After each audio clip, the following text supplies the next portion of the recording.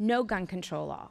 And so the laws that are in place, the laws barring the dangerous people from getting guns, are good on the penalty side, so we can put them in jail. But bad guys who want to get guns will get guns. There's nothing that they steal them. They don't do like I do, which is go to the police station, get fingerprinted, take a written test, take a 5-hour class. They don't do that. So I don't believe that there's any need to further infringe on this human right that we have to self-defense, which is the right to keep and bear arms, because we already have laws in place. In fact, they're working. So in the past 20 years, the firearm homicide rate is down 50%. Non-fatal shootings are down 70%. So the laws that we have in place, and they fall every year. If you just look at the FBI statistics, every year, murders by gun are going down. Violent crime is going down. So the laws we have in place are good. I believe that the more people who are armed, the more it is a deterrent for further crime. And that's the way that we can stop the fact that there is gun homicides, the fact that there still is about 9,000 people killed by homicide every year, guns, although a quarter of them are felony type.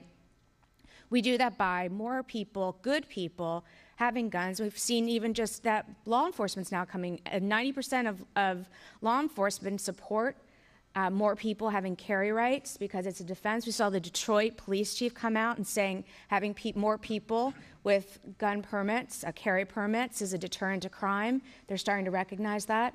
And so I think that summarizes where I come from in this book and where I come from personally on this issue. Very good. Okay. Daniel, you study, among other things, the regulation of the acquisition of firearms, the regulation of the possession of firearms. Emily made a rather blunt assertion that no gun control law has ever had any effect on crime. Maybe you could take that one concise assertion and tell us about the research you've done and the research that other people have done to address that, that assertion. Sure. Thank you, Paul. First of all, I just want to agree with, I think, one underlying premise of what Emily's experience was, which is it's ridiculous that you have to go through something for 4 months to get a gun, okay? But you testified for those laws. I was in the room. In fact, you testified for more. Emily, let's let Daniel. You got to. Let me. I don't know, but I just, when it's factual. Okay. That's actually what I'm trying to do, is actually get to the facts. I will give you a free copy of my book where there will be several studies in there cited that shows that gun control laws have reduced violence. Why don't you give us an example or two? Of course, sure. Yeah. There are now 3 published studies, and I'm a co-author on one, showing that laws that prohibit those who are under restraining orders for domestic violence are prohibited from having firearms. There are now 3 published articles showing that those have led to significant reductions in intimate partner homicides. Very strong studies, every single one of them. How many of those studies were funded by Emily? Mike Bloomberg? None of them were funded by Bloomberg. Emily, I want to we're going to act, this is not sort of a cable TV back and forth. We're going to each go one at a time, and I'll use my moderator's privilege to enforce that. Okay? Excuse me. These are all scientifically peer-reviewed articles. You From can the say Bloomberg School. No, they are not. They are not funded by the Bloomberg. I mean, you want to make this about Michael Bloomberg, or do you want to make this about facts? We're talking about facts. I can back up everything that's in my book and anything that I've published. Okay.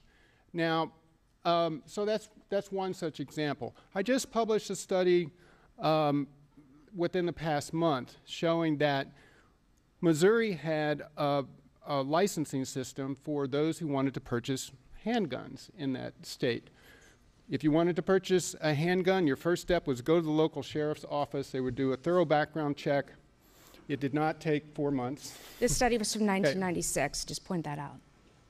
What? Wasn't your Missouri study 1996? No. When did this take place? The study just came out a month ago. I know, but when did the laws change? The law changed in 2007. Let me finish. Well, you turned to me, so. All right, folks, I'm actually going to say something very strongly here. Let's let each person talk the point here is not to have a quick back and forth among the panelists, but to actually let the panelists express coherent thoughts and then have the next person respond in kind, okay? Thank you. Thank you. So just to finish what I was saying, we just published a study. Missouri had a law requiring licensing for those purchasing handguns. It was not a long, elaborate system, but it did require you to apply directly at your local sheriff's office. And it was good for 30 days, and it was a way to ensure that all handgun transactions, there was a background check. It repealed that law in 2007. We just published a study that showed that it significantly led to increased rates of homicides. It only affected homicides with guns. It affected homicides throughout the state. And we ruled out just about every competing hypothesis that we could think of that might have explained such a sudden increase in homicides that also corresponded with a doubling of the diversion of guns to criminals. So there's just two examples. I could go on more, but we don't have enough time. But I'm happy to talk about any study that you'd like. All right. Craig, could you address this from your perspective, your reading of all this and your familiarity with the debate about whether particular gun regulations do or do not have some potential to reduce crime? I think if you look at the overall violent crime statistics in this country, violent crime has significantly gone down in recent decades, even in places like, compared to 25 years ago, like Washington and Chicago, which are relatively higher rates than, say, New York City. So the gun laws are part of the legal system that has to be kept in mind when you try to figure out why have the rates gone down. There are lots of other reasons too. Gun control laws alone can't solve our gun violence problem, but good ones based on common sense, common ground. If you find the common ground between the people who value their gun rights and the people who are more concerned about public safety, there is common ground that can be found. Well, we've actually heard common ground, despite the tension on this panel, this morning. I mean, Emily quite emphatically said that she's opposes, as I think the other three panelists do, the idea that, you know, convicted felons should acquire guns, people who have been shown to be dangerously mentally ill and so forth. Those rules can only be enforced if there's a law and then someone enforces the law.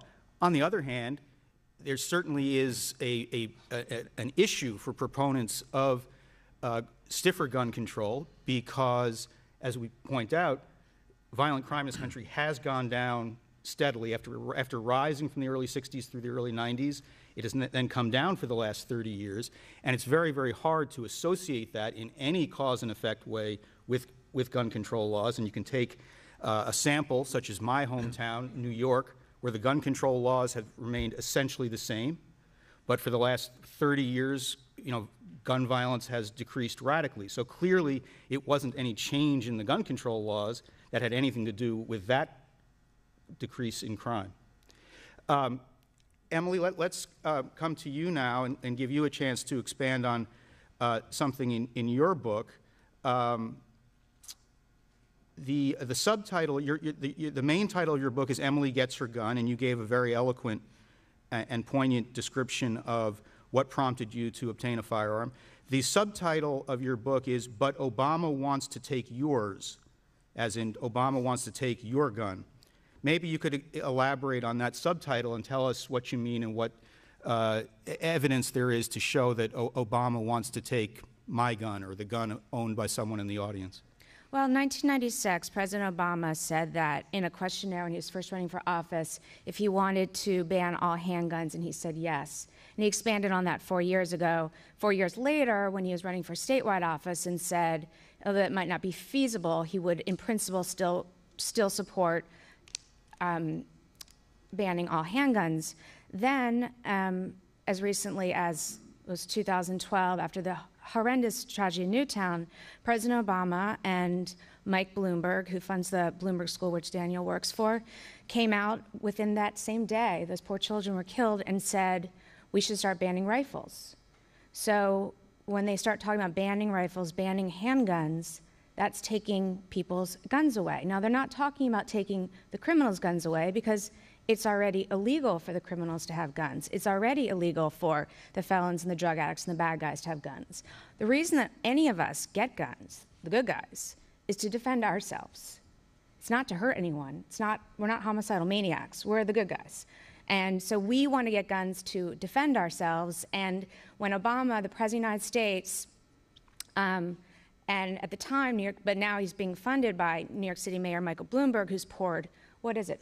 I noticed you mentioned Michael Bloomberg over and over and over again. I think your point about Bloomberg has been established. But my point about Bloomberg is that it changed the dynamic of this debate, because there's never been so much money poured into it. I mean, Mike Bloomberg is spending, I think last year alone, $30 million. He gave $500,000 to this gun policy institute you run.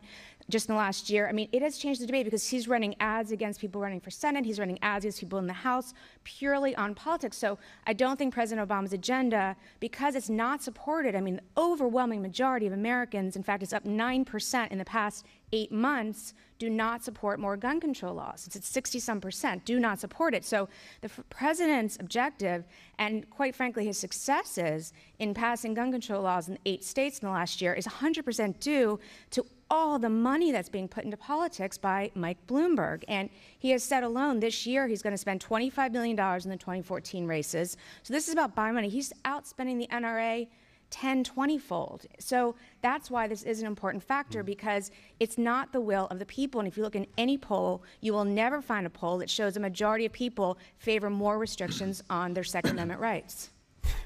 That's Daniel, a very interesting way to frame it. Are we going to go back and forth now, only when it's my turn? No, I asked you to make a statement. You just made an extended statement, and now the other 2 members of the panel will make shorter statements responding to yours, which all can be done in a very civil way. Daniel. Sure. There's been a whole lot of money on this gun issue spent for a very long time, far more on the pro-gun lobby side than on the other side. I'll just make that point. I think it's very misleading to ask a poll question, do you think we should have more restrictions on, fill in the blank on anything? We don't like to be restricted. Rights, anything there, again, that's not really the question. The question is, what policies do people favor to make us safer? Okay? And I'm not about banning guns. I'm about, again, looking for what was just mentioned, what Craig mentioned about there's a lot of common ground, that there are certain people who shouldn't have guns. There are some basic common sense ways to address that. We ought to do it. And you characterize the situation in a very simplistic way, Emily, as if there's one category of individuals. We know they're all evil. They will never obey any law. There's another set of individuals who will never do anything wrong with the gun. And the world doesn't look that way. I'm sorry. Then the final point I'll make is this notion that it's hopeless to keep guns out of the hands of dangerous people. I'll grant you, sure, there are some people where that probably is the case. Because of their makeup, because of the resources they might have, they will probably successfully be able to get a gun and do bad things with it. But again, the world is not so clean. There's a lot of people with the sufficient barriers where a gun is not readily available to them, means the difference between life and death. It's not going to solve all gun violence. Nothing will, okay? And then as far as the big reductions that we've seen in New York City, no, there were no new gun laws passed, but did New York use and take advantage of their gun laws to reduce homicides substantially? Most definitely. Craig, thoughts? The NRA, which I'm a member of, has Me too, by the way. has certainly outspent Mayor Bloomberg and it's been more effective than Mayor Bloomberg's side has. And look what happened in the Senate in Washington just a year ago. You know, all those gun control measures that various senators proposed, not Obama, but senators, he supported them, yes, they failed to overcome the 60-vote hurdle that they faced with the filibuster. Some of them got a majority of senators in favor, but not 60. But I think that the basic thrust of the most powerful of the measures that were proposed was wrong. It was to ban new sales of the so-called assault rifles because an assault rifle had been used in Newtown. If you look at the mass shootings that we've had in our country in recent years, the common thread among them is not assault rifles so much as mental illness that wasn't diagnosed and treated. And I think we have a dismal mental health system, treatment system in the United States. We basically dismantled it because of the excesses and abuses of mental hospitals back in the 60s. We didn't replace it with anything. And that improving in diagnosis and treatment of mental illness would do more to reduce mass shootings, I think, than any gun control measure would. The problem of mass shootings certainly is a very distinct one, and I think indisputably is linked to mental health issues and does not lend itself to being addressed by the kind of society-wide issues about the sale of guns, demonstrated, I think, in the most direct way, in that almost all of these mass shooters are able to obtain the weapons that they use legally, and so that further enforcement of those laws wouldn't stop those issues. We've been talking for about 30 minutes now, and I'll bet that there are some people in the audience who would like to ask questions, and so I'd like to move to that portion of the program and ask anyone who has a question. I guess there's a microphone set up there to stand up and ask us a question, and the way we'll do this is we'll let each of the panelists concisely address whatever question is raised. Audience? Nope, here come a couple of people. Hi, is it? Yes. Okay. First of all, I'd like to thank each of you for coming out today. This is a really valuable discussion. And I had a similar awakening, but it was a little bit. The mic's Anyway, my mother was shot in a robbery when I was 16 years old, and so I was afraid of guns. And then what opened my eyes was when the Supreme Court said that the police are not duty-bound to protect me in their ruling in the Warren case. So that was actually, and then I discovered all the hurdles I had to go through to make a purchase as well, and I got involved last year. And so what I'd like to talk about are the assault weapons ban and the magazine size limitations, because I really don't think they do anything. Specifically, if you look at what happened in the shooting just this week, he had to do a mag reload. So how did that actually help? And in most of these mass shootings, they have to do a mag reload. So I don't think there's any substantial evidence that those actually help. So I'd like you to All right, so maybe this. thank you very much. Maybe framing that as a question, we'll put it this way. Would a ban on military-style semi-automatic rifles that can be equipped with large-capacity magazines have a significant effect on crime? And why don't we just go down the line and each introduce that answer that as a question? What are your thoughts? It would not have a significant effect on crime. Assault rifles don't figure importantly in violent street crime, street shootings, assaults.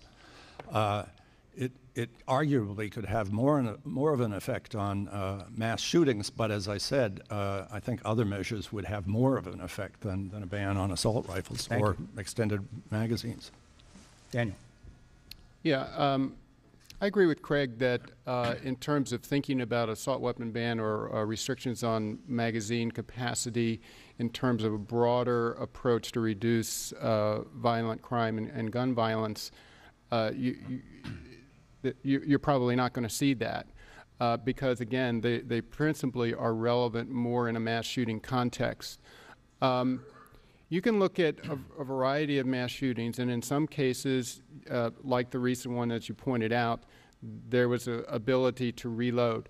You can also look at mass shooting context in which when a person was reloading is when people escaped or the person was incapacitated.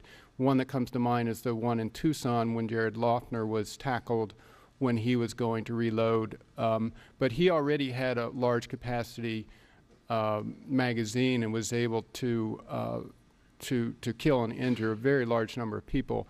There is a direct correlation between the ammunition capacity that the shooters have and how many people get shot in these incidents. So I think ammunition capacity is relevant in mass shootings, not in whether they occur or not, but how many people are shot. That's my own view. Okay, maybe we'll leave it there Yeah, and give sure. Emily a chance to chime in. First of all, ma'am, I'm so sorry about your mother. That's horrible, and I'm so sorry about that. I don't see. Look, of the 9,000 or so gun murders a year, about 300 are rifles of any sort. Dianne Feinstein, who is the one who backed the assault weapons ban last year, puts the number of people who are killed by assault weapons. And to clarify for those who aren't familiar with them, what we in the media or others call assault weapon is not an automatic gun. It's a rifle that has certain physical ergonomic type characteristics, whether it's a collapsing stock or a pistol grip. So it's just the style. It's not the caliber. It's not the speed. That's the only thing that defines politically assault weapon versus rifle. But again, you know, even Dianne Feinstein, and this is her bill, said it's about 30-some people a year. I don't know where she gets those numbers because the law enforcement doesn't characterize styles. Whether it affects crime, you just ask the cops. And the police one did a survey last year to 15,000 current and retired law enforcement, and 96% said assault weapons ban will not affect crime. 92% said changing the magazine capacity will not affect crime. So let's look at the guys who are on the street who are dealing with crime and ask them how to handle it. All right, next question. I agree with what Emily said about that bad guys who have guns have stolen them or presumably bought them from somebody else who stole them. But wouldn't those guns have come from households of people who acquired them legally and they were stolen from somebody who got it illegally? So wouldn't reducing the amount of legally owned guns also reduce the amount of illegal guns on the streets? All right, well, there's an interesting question. Let's just boil it down to that last sentence with a question mark at the end. Wouldn't reducing the overall supply of guns, which just as an aside is generally estimated today at 300 million firearms in private hands in the United States, that's not including the police, not including the military, in civilian hands, would reducing that overall supply, 300 million, would that reduce the number of guns on the black market, which are being used in crime? I think clearly yes, but are we ever going to reduce the number, significantly below where it is now? Not all stolen or illegal guns, not all illegal guns are stolen. A lot of them are acquired illegally in the first place, but through the black market. Right. Yeah, just to pick up on what Craig just said, I think it's not in line with the facts that the overwhelming majority of guns on the illicit market are stolen. Prisoner surveys, when you ask them how they got their gun, 10% said they stole it. There are others who got it on the black market. We don't know exactly, again, the path that those guns took. Well, we know also that some firearms are purchased illegally in straw purchases from legitimate retail outlets. So there's a variety of paths that guns take from the factory into the hands of the criminal. Precisely. And I published several studies that show that proper regulations on gun sales prevent that diversion into that illicit market where criminals get guns. But to the very specific point of more gun ownership, meaning more guns get funneled to the illicit market. There is a positive correlation that you can see in a number of studies that back up your general point, but I agree with Craig that that's probably not how we're going to make a big impact on crime. We're generally going to reduce gun ownership. That's not politically possible. It's not the sort of the way to go. I would love it if there were more efforts to focus on securing firearms within homes to reduce theft. I think there's a lot to be gained from proper and safe storage of firearms.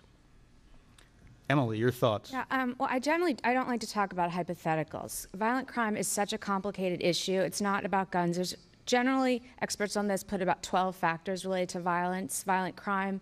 I mean, it's everything from environment, employment, drugs, density of population. So hypotheticals are tough. Though, if we just look at current rates, the gun ownership, civilian gun ownership in this country is the highest it's ever been. Almost 50% of households in this country have a gun in the home. So gun ownership's going like this. At the same time, as I said earlier, okay, I guess, did I say something funny?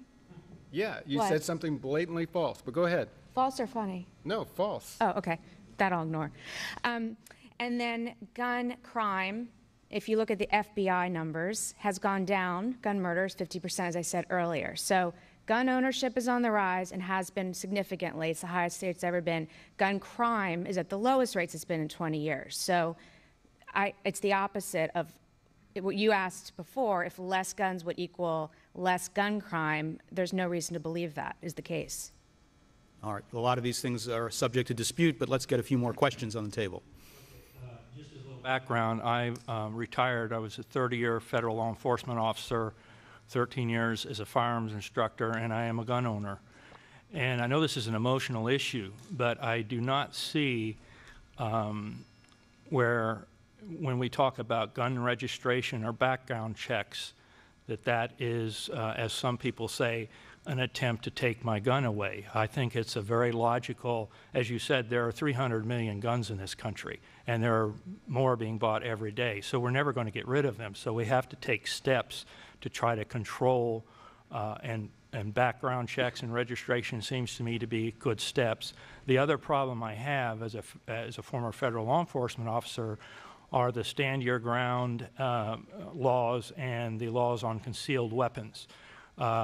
As a law enforcement officer, I wouldn't have wanted to gone into that movie theater in Colorado and saw 40 or 50 people pulling guns and not knowing who was the bad guy or who was the good guy.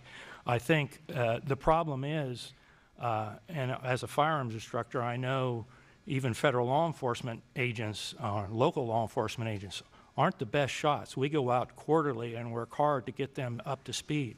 If you just give an individual a handgun and there's no requirement to know how to use it, properly use it, there's a lot of danger in that. And there's a lot of accidental shootings and a lot of suicides and a lot of unnecessary homicides. So that's, if you All right. Well, comment on that. you should probably be on this panel, and we should be asking you questions because you probably know more about firearms and their use than anybody else in this room. Let me pluck out from that series of very helpful observations one topic and turn it into a question, which is what do we think about the advisability of the so-called stand your ground laws? Craig. I think any law that makes it easier to kill people is a bad one. I'd leave it at that. Very concisely put. I love that. Yeah, I would agree with Craig's point. There are at least 2 studies now showing that stand your ground laws have led to increased rates in homicide. In the study that I mentioned before in Missouri's law, we did examine stand your ground. We showed increases but associated with the laws, but not statistically significant. But generally, it doesn't seem to me to be wise public policy. I should have, before I get to Emily, I probably should have described exactly what the stand your ground laws are. They're a variation on, the traditional notion that one is allowed to defend oneself, and traditionally there's also a concept in the law that if you're in your own home, you can use deadly force to defend yourself in the face of a threat of deadly force. And the Stand Your Ground laws expand on that concept and say that if you reasonably perceive a deadly threat anywhere outside your home, you are within your rights to use deadly force in response to that. These laws have been passed in a number of states and have led in several particular instances to highly controversial cases. I don't want to go into the details of those now, but Emily, I suspect you may have a contrasting view of the Stand Your Ground laws and the trend in that direction. Yeah, I just think when you describe the law, you just left out two important facts. One is that if you're going to use Stand Your Ground as a defense, you have to not have initiated the crime. You have to be on the defense. And number two, you can't reasonably get away. So you have to be under attack, the other person has to have attacked you, and you can't get away, and then you can use deadly force. And the reason these laws have come into act, the Castle Doctrine first. No, that's not right. Yes, it is. No, the whole point is that you do anybody- not have to retreat. No, the law, no. No, the traditional understanding That's of not self-defense is you have an obligation to retreat No, first. no. And what the Stand Your Ground laws do, what they codify, is that you do not have to retreat, that if you are innocently standing at the gas station or on the corner downtown and someone approaches you and presents what could reasonably be interpreted as a deadly threat, rather than turn around and run away, you can take your legally owned handgun out and shoot that person and try to kill them. That's what Stand Your Ground, and No, that's thus the title, Stand Your Ground. Well, I know you're the moderator, so let me also clarify again. It's a legal term that means when you are then prosecuted, this is after the fact, when it goes to court or goes to the police station, if you could not get away without getting extreme bodily harm or killed, then you have the right to shoot back. No, you do not. If you're in your car and the windows are closed and you can hit the gas pedal, or if you can slam the door and get away, that's a different story, because nobody wants to shoot someone just for the heck of it. This is about, and what this is not, there's nothing new here in the law with why the Castle Doctrine, which is inside your home, Stand Your Ground is outside your home. It's the same concept of self-defense that's been around. The reason we have castle doctrines because it's from the Middle Ages, and you have your man's home is your castle. And the reason these laws have spread through the country in the last 10 years or so is because people assumed that they were allowed to shoot back in the situations when they were attacked and they couldn't get away. But what was happening is people were being prosecuted. In fact, there's a case of a man who's in jail in Georgia. I've been following. He was on his property. A man ran up with a gun, aimed at him. He shot him back, and he's in jail because they don't have Stand Your Ground there. That's what the difference is. But next person. I do have a question directed for Mr. Webster, but a couple of things that have come up I'd like to address. I'm an advocate for concealed carry as well as open carry, but I am equally an advocate for adequate training, which is what our former federal friend over here had brought up. I don't like the idea of anyone carrying without training. So the scenario of 30 or 40 people in the theater not knowing who's the good guy, who's the bad guy. If the solid training programs are followed, that's not an issue. And I would also like to point out that every one of these mass shootings have happened in gun-free zones. So there was no opportunity for anyone to end the threat early. Yes, it's unfortunate that someone goes off, someone else dies, but if we have the opportunity through relaxed carry laws, these threats can be stopped quicker. Okay, can I just get you to clarify? On the one hand, you said you're uncomfortable with the movie theater scenario with lots of people shooting and not knowing who the good guy. Untrained people. I see. There are numerous training venues out there, whether it's through NRA or other organizations, many of whom are here locally. Gotcha. So what question would you like to pose? Well, Mr. Webster seems to be relying a lot on polls and surveys and studies, but you've contradicted yourself several times today. I'd just like to have you answer to one of them. You say that in your polling, you purposefully word questions in order to get a supporting response. No, but then I did not say that. I'd like to finish, please. I have notes. I can read from them if you'd like. And then when you were addressing Emily shortly thereafter, you said that when polls are done in support of gun rights, it's not a good thing to word the questions in a particular way. I'd like you to answer to that, please. All right, well, let's keep that brief, because basically saying that you... Okay. Yeah. So I did not word any of our survey items to get a particular response. They were worded to address a policy, what the policy did and what its purpose was. So I'll end it at that. Okay, next question? Girl, and I'm the Maryland State Leader for the Well-Armed Woman, and I believe in the training as well. And my big question to all the politicians, all the people, and even you four up there is really, excluding Emily because I know she knows, but really, do we really think that criminals are going to obey the laws? Laws are good, laws do help, but criminals do not obey laws. So my question is simple, and I know you've all heard it a million times. Do criminals obey laws? They do not. Sure, I'd love to take that one. Okay, actually, I've just been told we only have 3 minutes left, so let's each address the question 1 minute apiece. Here we go. Well, I've heard that speeders don't obey the speed limit, so I think we should do away with speed limits. I mean, that logic that why have a law because someone's going to break it, I just don't buy.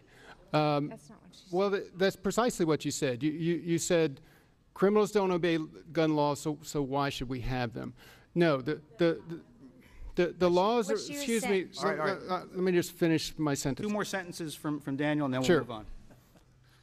The policies are designed to hold people accountable so they don't put guns in the hands of prohibited people.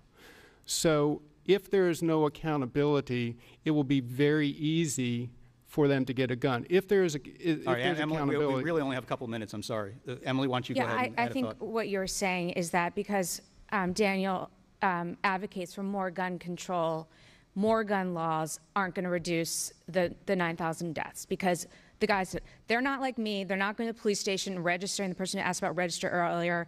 Bad guys, if they want to shoot you, if they want to have a life of crime, they're not going to go and register a gun because you give up your fingerprint, you give your home address, they do a background check on you. And just to clarify earlier, the person who's talking about background checks, we have a federal system called NICS. The FBI runs it. If you go to a dealer and buy a gun, it happened for me when I bought my gun, and I guess I'm sure for everybody else on this panel who has a gun, they do a background check to see if you're a felon, to see if you're dangerously mentally ill, all of those things. So we have a system in place. The problem is that, like we said, we've got straw trafficking and other ways. So the bad guys just know how to avoid those systems. All right, and Craig, we'll wrap it up for us. Criminals don't obey laws, and the NRA has always vigorously supported prosecuting them to the maximum extent, and so do I.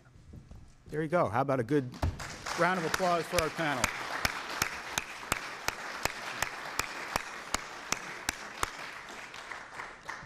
Thank you. That was good. Okay. Oh, right, yes. The authors will be very grateful if you follow us down the yellow brick road here, where we'll be signing copies of our books. That was a debate on gun control from the Annapolis Book Festival in Maryland. We're going to be taking a break from our festival coverage for about an hour and a half. During the break, you can join Book TV for a call-in program with Michael Lewis. He's the author of Flash Boys, A Wall Street Revolt. And we'll be back with more from Annapolis after that.